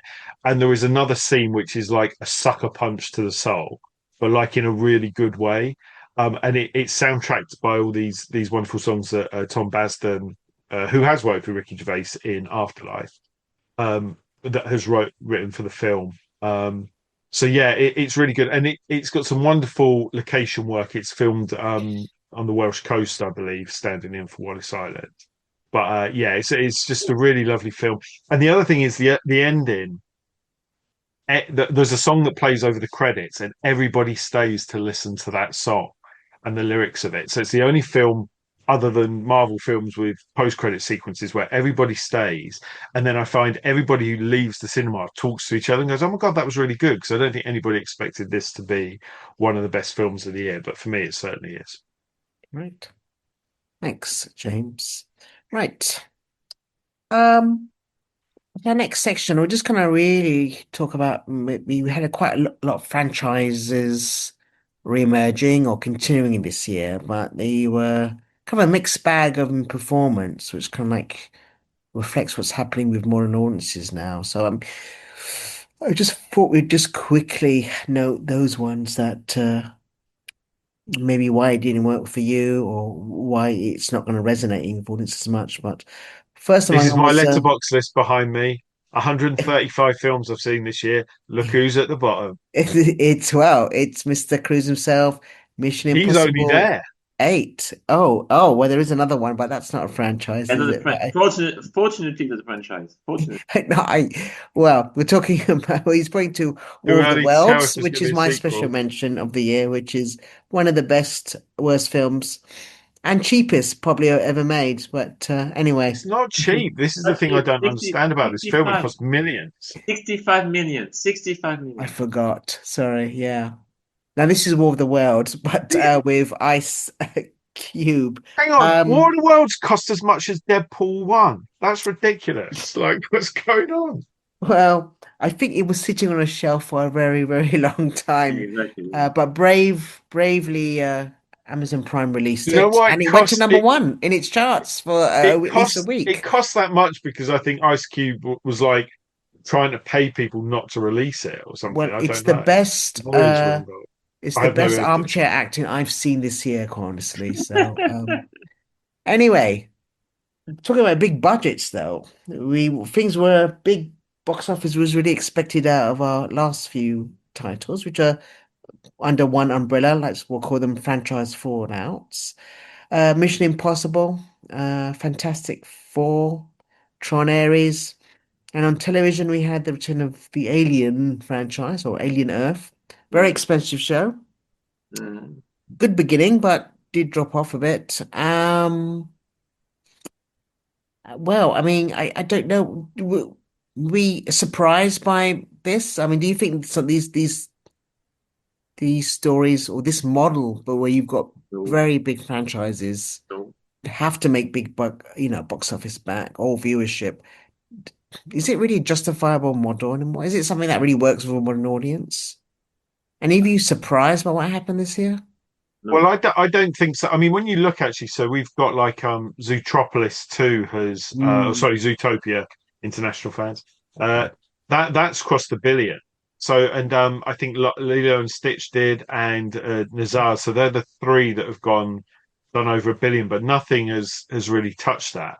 I think they're gonna have to rein in some of these budgets. I mean, we've been saying this for a few years now, yeah, but I yeah. think it is interesting that the probably the biggest mainstream slash critical crossover is like One Battle After Another, Sinners, Weapons. And I know not all of them, there's sort of debates around the money. So Weapons did quite well. Sinners is sort of in the middle. I think One Battle has not done as well, but will probably get a re-release around the time of the Oscars. And I think it will break even in the end, you know. Um, but I never really come out of those films thinking, I wonder how much they cost. I think this is the other problem with franchise films is we sort of view them in the prism of how much did they cost, how much have they made, and that's because the stories aren't compelling enough to maybe just go, oh my god, that was a really good movie, because that's what you do when you come out of most movies. But Mm, we've had a really good year for horror, I think, this year. And horror is notoriously sort of cheaper Yeah. to make. Obviously, we had Nosferatu at the start of the year. We had The Monkey, a few others of that sort of escape my mind now. But we might be getting into that period a bit like in the 90s where you had like Tarantino films and stuff mm, and Kevin Smith. And seemed a lot of Danny Boyle early films. And there was this sort of, they're going to have to put something in. And it's sort of, I think there's just so much focus when the budget is high. We know this, there's so much focus when the budget is high that everybody comes in and nobody wants to take a risk anymore. And then you end up with very bland kind of feeling like it could be AI generated movies. I think all my favorite films of the year, actually, when I look at them, they're films that couldn't have been made by AI because I think they're kind of like films that it's about what that director has brought to it. So if you think of like, I know these aren't from this year, but if you think of like the really big films critically and commercially for the last few years, so Oppenheimer, if you gave that to any director other than Christopher Nolan, it would be a different movie. If you gave Barbie to anybody other than Greta Gerwig, it would be a completely different movie. And I think that's the key thing, really. There's a lot of stuff that does feel like it's just there to generate numbers. I think what we're going to have to see is less films, actually, because I think Yes. there's some really good films, but there's so much that's released. We're still in that thing of it feels like there's a tentpole every couple of weeks. But whereas the tentpoles used to be, oh my God, they're doing an Avengers movie. Now the tentpoles are they're doing an Anaconda reboot. Who cares, really? Like, I'm sure it's going to make loads of money, but they're kind of scraping. It feels like they're just scraping around for all these things. And I mean, who knows? Because Minecraft didn't make a billion, but it's the biggest Yeah. non-billion film of the year. I, So there are I, people that just turn up for the brand names, but we'll see how that goes. Yeah. I agree with the last part we said actually, but yeah, lesser movies is actually the solution for cinemas. Unfortunately, I think that, well, that's my opinion, but the studios should actually change their way of seeing releases in movie theaters and create expectation. And to create expectation nowadays is to create an event that will bring people to a movie theater. And I'm sorry, but another Marvel movie or another Mission Impossible movie, it's not an event anymore. And in regards to the numbers, the budgets actually that went completely crazy. When we see Mission Impossible, we talk about $300-400 million apparently for the budget of Mission Impossible 8, which is stupid. Honestly, not even crazy, but just stupid to spend so much money on a Mission Impossible movie. Perhaps 2025 will be a lesson to be learned by the studios actually, to think twice nowadays now to before agreeing on spending so much money on the movie that has. I mean, you have to literally, even if you are Tom Cruise, you should actually have to now go into a board meeting and prove why you need so much money to make a movie before just saying yes, yes, yes. Because I give an example, and people will joke about what I'm about to say, but I'm being real here. When I see Avatar 3, why it costs whatever, I don't know, $500 million, I don't know, a random number, but I'm guessing close enough. It must have cost hundreds of millions of dollars. When you look at the screen and when you watch Avatar 3 or Avatar 2, whatever James Cameron is producing nowadays, you understand why it cost 300 and 400 million. There is a reason why, because that guy actually has revolutionized the way of making movies. I'm not talking about the plot, talking about just how it looks like. So yes, there is a reason why it costs a lot of money, and it can prove to investors, to studios, that yes, I created something new, something that no one has ever done before. So you can give me carte blanche, and you will see actually that I will bring $1 billion or $2 billion. And I'm guessing you can convince people when you bring something so beautiful and impressive technically as Avatar. But why, if you show up and you are, I don't know, so again, Tom Cruise for Mission Impossible 8, you say, look, I have a $300 million movie, and it's the 8th of a franchise that has been running for 20 years. And for some reason, none of my movies has made $1 billion, but this one will make it. No, it makes no sense. And even if you're Kevin Feige and you show up and say, I have the 40th movie in the last 20 years, Fantastic Four, and it costs 200 million. I know you are Kevin Feige, but if you look at the last 5 years of Marvel movies, none of them have been successful in the cinemas. So why saying yes? Not just because you are Kevin Feige. It should be more than that. So perhaps, it's a lesson to be learned for a lot of people in Hollywood. Let's hope so. But now it's just not signing checks without thinking. Maybe you should think twice, especially now that the competition on streaming is so high. Think twice before actually agreeing on so crazy budgets for a movie theater. I mean, it makes no sense. It makes no sense to me, to be honest. It made less sense every year, and I think we reached let's hope so, a point of no return. I don't know. Okay, Andrew, quickly, you want to add something to this? Yeah, because I'll just try to be, I guess, probably the least favorite film I saw this year, and one that kind of, brings into what you're talking about, and that's the sequel to Five Nights at Freddy's. So at first you think, well, video game adaptation, that's why it's doing so well. Games are popular, but I think it's more than that. It's not even that the games are that popular. It's what, and my point I'm trying to make is all the influencers or the people on the internet who are saying like, "Oh wow, look at this thing or this trend or that thing," and so people see the film and all these things happen in the film, and people are like, "I know what's going on. I see." It's like, and everyone else is like lost. It's like I don't know and I can't care. But the movie is making a lot of money, and there's going to be film sequels, not even video game sequels. So I guess what it is that there's all these other IPs out there that they're trying to look for the next big thing. They've already gone through a lot of the Disney Renaissance stuff for the live action remakes. They're probably going to do more live action remakes. They'll, do the Frozen remake. I guess it's some, I don't know. But, you can only go through so much. At some point, you have to find new stuff. And that's why it's helpful to find that some original content has done well this year. You mentioned the horror content, and I don't know about this season about how well Anaconda's going to do. I don't know who really cares about that, but if you can find stuff that's original and you can do stuff that's more creative and find ways that gauge the audience that way. And again, not just rely on the current trends this way or the other, because that'll only go so far. Eventually people will move on to the next trend and get tired of whatever. So I guess to just find some creatives, some of the newer creatives, and get them to do some new stuff that hasn't instead of just IPs or whatever they call it. Then it'd be great. Hopefully they can do that. So. Yeah. Right. Okay, last few minutes.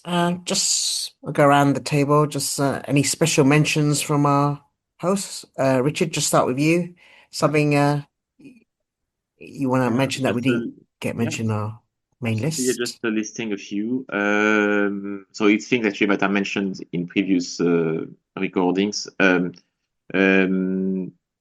So yeah, another international movie, a movie from Switzerland called Late Shift, which is my favorite movie of the year. Limited release, unfortunately. It needs to be seen.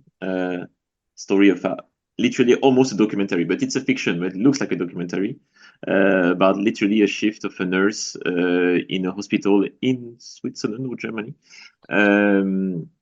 A night shift, and you think actually that crazy things could happen. But actually, no, it's just a life of a nurse. But yeah, a lot of things happen. But you think actually that it might be actually a normal life of a nurse, and they have crazy responsibilities, and they are kind of alone most of the time. So to do these things, so extraordinary performance by the main actress, great direction.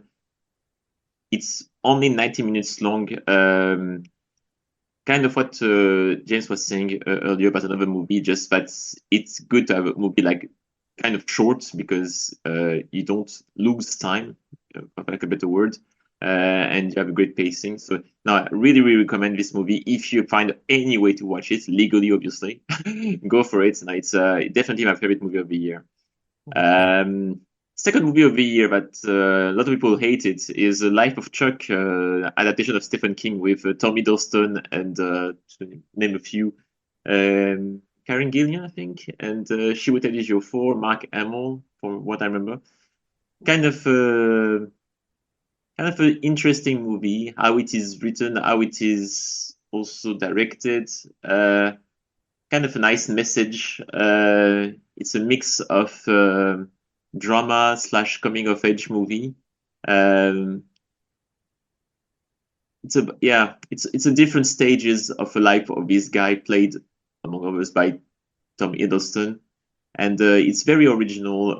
Well, it's Stephen King, obviously, but it's very original ideas, in my opinion. And but still, never forget actually the emotional part of the drama. So I really enjoyed this movie. Yeah. Okay. Well, obviously Squid Game, but I said I won't talk much because, well, everybody knows about Squid Game. And no, again, a special mentions before the end of the year about a French TV show, but I think has been released internationally. I mentioned it months and months ago. It's called Bref, Bref. It was the first season was released around 15 years ago. It was a short 2-minute segments before, like at 8 p.m. every night. It was a huge success back in the day. It was just in 2 minutes. It was summing up the story of a 30-year-old guy in Paris who tried to struggle to face the normal struggles of a in a funny way, finding a job or finding a girlfriend or whatever. So it was a comedy for sure, and now it came back. It is on Disney Plus. It came back in March this year, and it is just a very different. It's a season 2, but it's very different from the first season because it is a 6 or 8-parter, and it is 40 minutes to 1 hour each episode, and now it is in his 40s, the same character, but now it's full drama, and it's great writing, great acting, and you will definitely cry watching this, even if you're not in your 40s. It's definitely kind of a great analysis of our society, and yeah, I think it took everyone by surprise in France because of the tone, and but it's also the reason why it has so much success for critics and for audience. So yeah, definitely recommend Bref. Yeah. Yeah. Thanks. Okay, Alfonso, any 1 or 2 titles that you think worthy of catching this year? I want to give a shout out to 2 horrors that I really enjoyed this year. One is Bring Her Back with Sally Hawkins, about 2 foster kids that try to basically survive Sally Hawkins. And it has twists and turns galore, and blood also is kind of gory. It was a very fun / traumatizing movie. And also the latest installment of Final Destination Bloodlines, which revived the franchise basically after a few years of being out of the screens everywhere. And it made a lot of money, and deservedly so. And I would also like to shout out the new Ryan Johnson Mystery of the Knives Out series, Wake Up Dead Men, which is another delicious whodunit that he has created, and is right now on Netflix for everyone to see, and it's really fantastic once again. So yeah, that would be me. Okay, thanks, Alfonso. And Andrew, any personal recommendations for the year you want to mention or shout out to? Yeah, I put a few up there. There was the Ugly Stepsister, which I think is a multinational co-production. And the performers are, I think, Norwegian. But it's a different telling of the Cinderella story, focused more from the perspective of one of the stepsisters of Cinderella.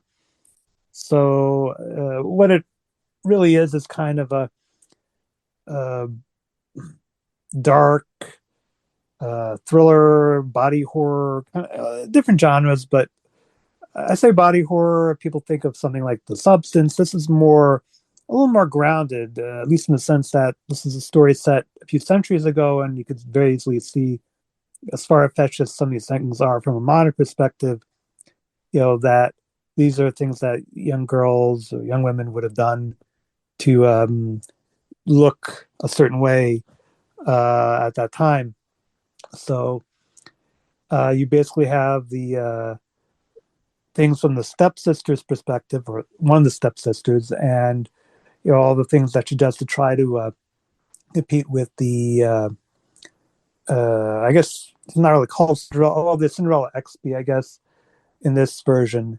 And some of them are really intense. So if you're not, if you're a little on the squeamish side, then maybe this isn't the film for you. But still, it's worth a watch just to kind of see what things women would have gone through, and maybe they still go through, not to the extent to look a certain way.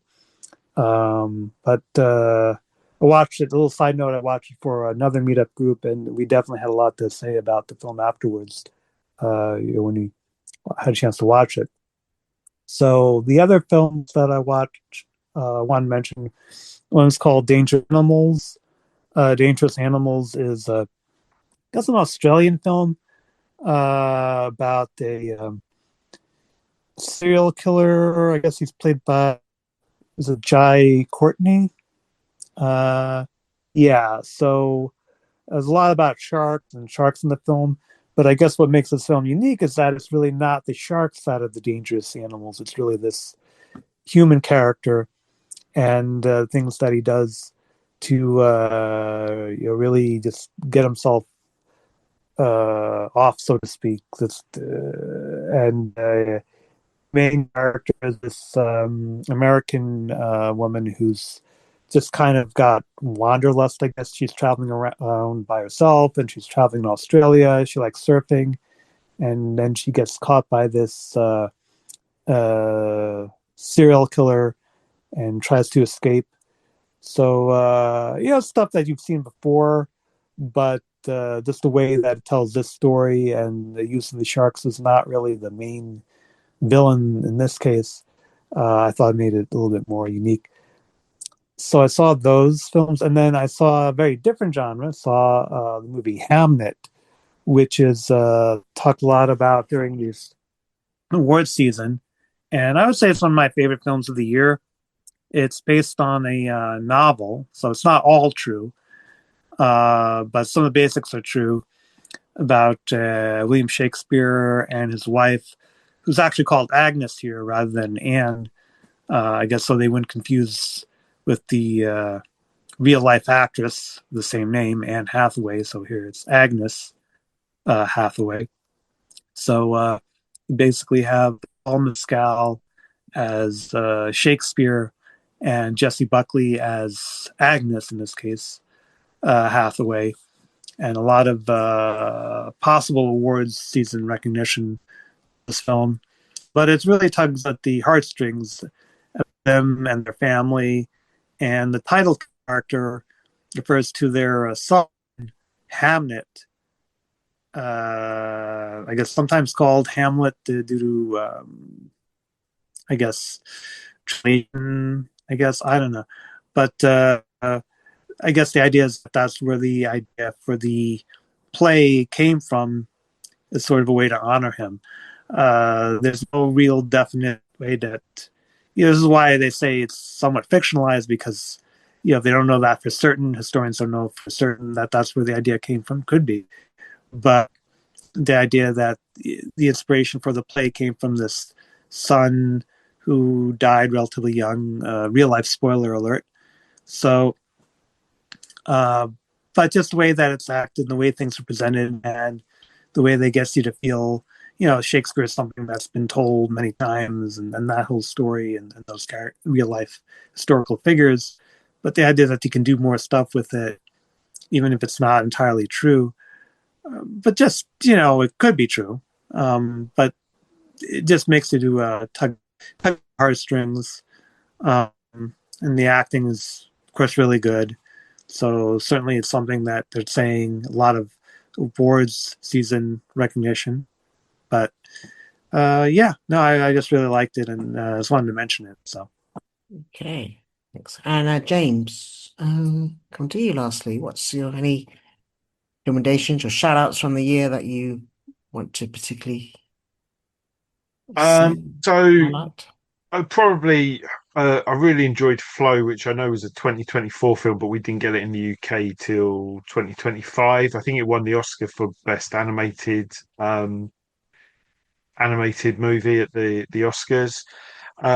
And it's entirely silent, so there is or there's no dialogue in it anyway. There are sound effects, but it's basically a cat in a sort of post-apocalyptic world, struggling for survival.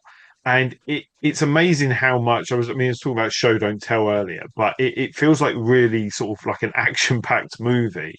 It's got a U certificate over in the UK for mild peril, but I mean, there's quite a lot of peril in this film, and it might be a little bit much for very young children.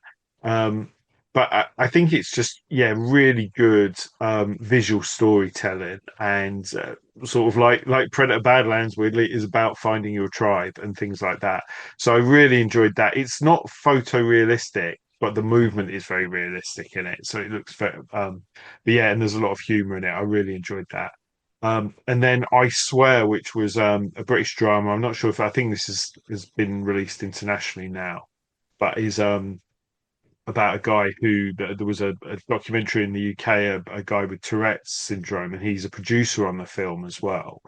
And it starts in 2019 with him getting a knighthood for his services, helping people with Tourette's, and then flashes back to his childhood in 1983, and then flashes forward to sort of the mid 90s, and follows him on his journey dealing with it. And it's a really very emotional film. There's a lot of humor in it and stuff, but sort of just highlighting the difficulties of living with a condition like that. And it's really great. Maxine Peake and Shirley Henderson are in it as well, and they do turn in really great performances in this. Full of little pop culture references to things in the UK from the 80s and 90s as well. You see old rappers for marathons, which was the old name for Snickers over here. Gladiators on the TV, lots of little things like that that you can spot. But really, it's about this really good sort of friendship that he finds with this woman who's a mental health nurse, and how she kind of nurtures him, and how he decides that he's going to kind of try and help other people as well, to give him some sort of sense of purpose in the world. Peter Mullen's in this as well, as a caretaker, and has some very memorable scenes. But yeah, that's I Swear, and I thought that was fantastic. Brilliant. Okay, well, thanks. Well, that was 2025. Thanks to my hosts, Richard, Alfonso, Andrew, and James. And for you listening, we'll see you next year. Bye for now. We hope you enjoyed this film and TVreview.com episode. Catch the latest film and TV reviews, together with regular episode content from the world of film and TV every week. See you soon. Would you like to reach our film and TV review podcast audience? Do you have a product or service of interest to film and TV home consumers or followers of the entertainment industry? Have a film or show production to publicize? For affordable price plans for all budgets, get in touch and find out about our introductory advertising options. Reach our audience of film and TV viewers and visit our site contact page at filmandtvreview.com, or you can email us at business@filmandtvreview.com. Reach out today.